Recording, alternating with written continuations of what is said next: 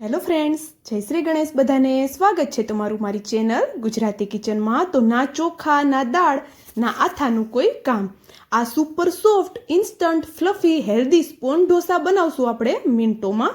એ પણ કોઈ વધારે મહેનત કે ઝંઝટ વગર. બધા લેડીઝને દરરોજ એક જ પ્રશ્ન હોય છે કે નાસ્તામાં કે જમવામાં એવું શું બનાવવું કે જે નાના મોટા બધાને પસંદ આવે, સાથે હેલ્ધી અને ટેસ્ટી પણ હોય. તો ઘરમાં રહેલી 2 થી 3 વસ્તુથી આજે આપણે સ્પોન્જી ઢોસા બનાવશું, જે બનાવવા મિનિટોનું કામ છે. તો ક્રિસ્પી અને ઇઝી એવા ઢોસા બનાવવા માટે આપણે અહીંયા જોશે પૌવા. તો મેં અહીંયા અડધો કપ જેટલા ચોખાના પૌવા લીધા છે. તો પૌવા અહીંયા જાડા અથવા તો પાતળા કોઈ પણ વેરાયટીના તમે લઈ શકો છો. અને પૌવાને આપણે 2 થી 3 પાણીથી સરસ એવા વોશ કરી લેવાના છે. અને હવે આપણે એમાં થોડું પાણી એડ કરી અને પૌવાને સાઈડમાં રાખી દઈએ થોડી વાર માટે પલળવા માટે. ત્યાં સુધીમાં એક નાનકડી આપણે બીજી પ્રોસેસ કરી લઈએ. તો એના માટે મેં અહીંયા એક ચોપર લીધું છે અને અહીંયા થોડું ટમેટું, એક નાની સાઈઝની ડુંગળી, થોડું ગાજર, થોડો ટુકડો કેપ્સિકમનો, આદુ અને મરચું લીધેલું છે. તમારા ઘરમાં જે પણ વેજીટેબલ્સ, શાકભાજી અવેલેબલ હોય એનો ઉપયોગ કરીને તમે આ સ્પોન્જી ઢોસા બનાવી શકો છો. તો જો અહીંયા તમારી અથવા તો તમારી પસંદના પણ કોઈ પણ શાકભાજી તમે અહીંયા લઈ શકો છો. તો બધા શાકભાજીને એક જ સાથે આપણે ચોપરમાં લઈ લેવાના છે અને આપણે એને એકદમ સરસ એવું ઝીણું ઝીણું ચોપ કરીને રેડી કરી લેવાના છે. તો એને સાઈડમાં રાખી દઈએ અને ત્યાં સુધીમાં એક મિક્સરનું જાર લઈ લઈએ અને એમાં આપણે જે પૌવા પલાળીને રાખ્યા છે તે એડ કરી દઈએ. સાથે અડધો કપ જેટલો રવો એડ કરીએ અને અડધો કપ જેટલું દહીં એડ કરી દેવાનું છે. ત્રણેય વસ્તુ મેં અડધો કપ લીધેલી છે. અને હવે આપણે એને એકદમ સરસ એવું વાટીને તૈયાર કરી લઈએ, પીસીને. તો જો હું તમને બતાવી દઉં કે આવું આપણે એને એક દરદરું પણ નથી વધારે અને સાવ સોફ્ટ પણ સાવ એકદમ સ્મૂથ પણ નથી, એવું આપણે એને પીસીને રેડી કરી લીધું છે. તો હવે આપણે એને એક બાઉલમાં પલટાવી લઈએ.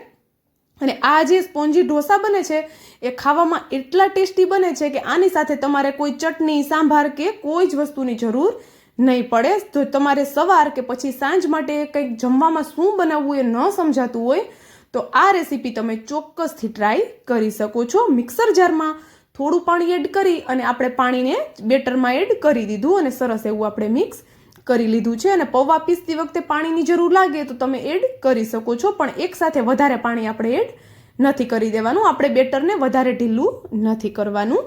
અને અહીંયા હવે આપણે જે ચોપ કરીને વેજીટેબલ્સ રાખ્યા છે તે એડ કરી દઈએ અને એક મુઠ્ઠી ભરીને ધાણા ઝીણા કટ કરીને એડ કરી દીધેલા છે. ધાણાનો ટેસ્ટ આમાં ખૂબ જ સરસ આવે છે.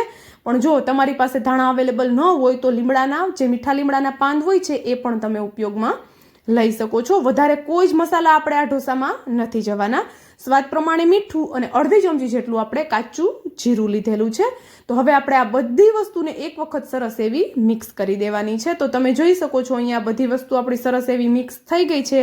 અને આપણે અહીંયા કોઈ જ વધારે મસાલા એડ નથી કર્યા. બસ સ્વાદ પ્રમાણે મીઠું એડ કરેલું છે અને અડધી ચમચી જેટલું જીરું એડ કરેલું છે. હળદર, લાલ મરચું પાવડર, ગરમ મસાલો કોઈ જ વસ્તુનો ઉપયોગ આપણે અત્યારે નથી કરવાનો. તો જો અહીંયા થોડું બેટર મને ઘટ લાગતું હતું તો 2 ચમચી જેટલું મેં પાણી એડ કરેલું છે. અને બેટર કેવું રાખવું એ અહીંયા ખાસ જોવાનું છે. તો જોઈ શકો છો આવું ઘટ એવું બેટર બનાવીને આપણે રેડી કરી લીધું છે. અને નોર્મલ જે આપણે દાળ ચોખાના ઢોસા બનાવતા હોઈએ છીએ એમાં તો ઘણી ઝંઝટ થતી હોય છે. આથો પલાળવા, આથો લાવવો અને પછી જે ફેલાવતી વખતે ઘણાને પ્રોબ્લેમ થતો હોય છે કે ઢોસા ફેલતા નથી, ચીપકી જાય છે. પણ આ ઢોસામાં આપણે આજે એવો કોઈ જ પ્રોબ્લેમ નથી થવાનો. અને આથો આપણે અહીંયા નથી લીધો એના માટે આપણે અહીંયા અડધી ચમચી જેટલા ઈનો લીધેલો છે. એને આપણે એડ કરી અને સરસ એવો મિક્સ કરી દઈએ. તો જો ઈનોની જગ્યાએ તમે ખાવાનો સોડા પણ અડધી ચમચીથી થોડો ઓછો લઈ શકો છો. તો જો ઈનો પણ સરસ એવો મિક્સ કરી દીધો અને બેટર તમે જોઈ લીધું કે કેવું આપણે અહીંયા રાખવાનું છે. વધારે ઢીલું પણ નથી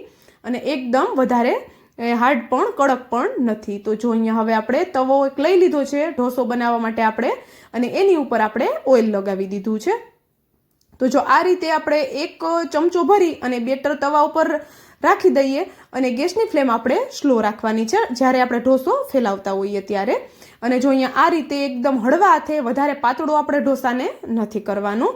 તો જો હળવા હાથે આપણે ઢોસાને આ રીતે ફેલાવી લેવાનો છે. એકદમ ઇઝીથી ફેલાઈ જાય છે કારણ કે આપણે બેટર જ એવું બનાવ્યું છે કે એની રીતે પણ એ થોડું થોડું ફેલાઈ જાય છે. અને આ જે આપણે જે ઢોસો બનાવીએ છીએ એમાં પૌવાનું મેન કામ છે, કારણ કે આપણા ઢોસાને જે ફ્લફી અને સોફ્ટ બનાવશે એ પૌવા જ આપણા ઢોસાને ફ્લફી અને સોફ્ટ બનાવે છે. તો જો અહીંયા ઉપરથી કવર કરી દઈએ અને ઉપરની સાઈડ ડ્રાય થાય ત્યાં સુધી ગેસની ફ્લેમ સ્લો રાખી અને આપણે એને થવા દઈએ. તો તમે જોઈ શકો છો એકદમ સરસ એવી ઉપરની સાઈડ ડ્રાય થઈ ગઈ છે અને જાળી કેટલી સરસ પડી છે તમે જોઈ શકો છો.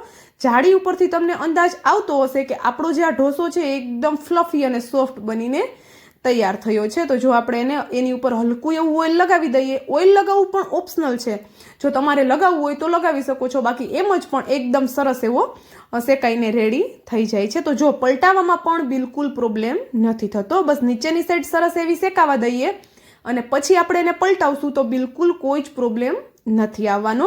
અને હા, જો અત્યાર સુધીનો વિડીયો તમે જોયો હોય અને એમાં તમને થોડું પણ કંઈક પસંદ આવ્યું હોય તો પ્લીઝ વિડીયોને એક લાઇક, અને જો ચેનલ પર નવા હોય ને તો ચેનલને જરૂરથી સબસ્ક્રાઈબ કરી દેજો અને સાથે બાજુમાં આપેલા બેલને પણ પ્રેસ કરી દેજો, જેથી કરીને આવી જ નવી નવી રેસીપીની નોટિફિકેશન તમારા સુધી પહેલાં આવે. તો ચાલો, એક ઢોસો આપણો સરસ એવો બનીને રેડી થઈ ગયો છે. તો એ જ રીતે હું તમને બીજો ઢોસો પણ બનાવીને બતાવી દઉં.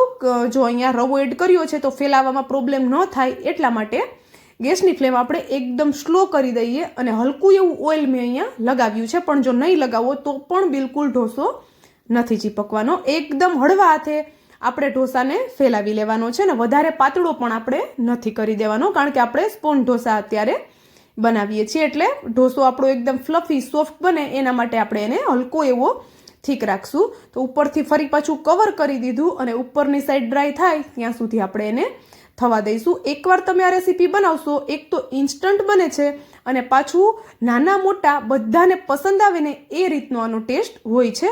તો આપણે જો સાંજના જમવામાં કંઈ ન સમજાતું હોય અથવા તો સવારના નાસ્તામાં કે બાળકોના લંચ બોક્સમાં કંઈક નવું આપવું હોય અને વધારે મહેનત પણ ન કરવી હોય, વધારે ટાઈમ પણ ન હોય, તો આ રેસીપી બેસ્ટ ઓપ્શન છે, કારણ કે વધારે મહેનત કર્યા વગર એકદમ ઝટપટ બનીને તૈયાર થઈ જાય છે. ને પાછી નો ફેલવાળી રેસીપી છે, એકદમ તમે જલ્દીથી બનાવો અને એકદમ જોરદાર પરફેક્ટ બનીને તૈયાર થઈ જશે. તો જો હું તમને બીજો ઢોસો પણ પલટાવીને બતાવી દઉં છું. તો જોઈ શકો છો તમે એનો કલર અને એની જાળી જોઈ શકો છો, એકદમ જોરદાર કલર આવ્યો છે.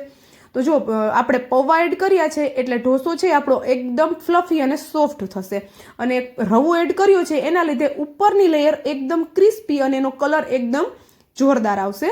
આ ઢોસાની સાથે એકદમ જોરદાર કોમ્બિનેશન આવે એવી ચટણીનો વિડીયો મેં પહેલેથી જ મારી ચેનલ પર અપલોડ કરેલો છે, એમની લિંક હું નીચે આપી દઈશ, તો તમે ચોક્કસથી એ રેસીપી પણ ટ્રાય કરી જોજો. તો જો અહીંયા આપણા બધા એકદમ સોફ્ટ ઢોસા બનીને રેડી થઈ ગયા છે. And thank you for watching.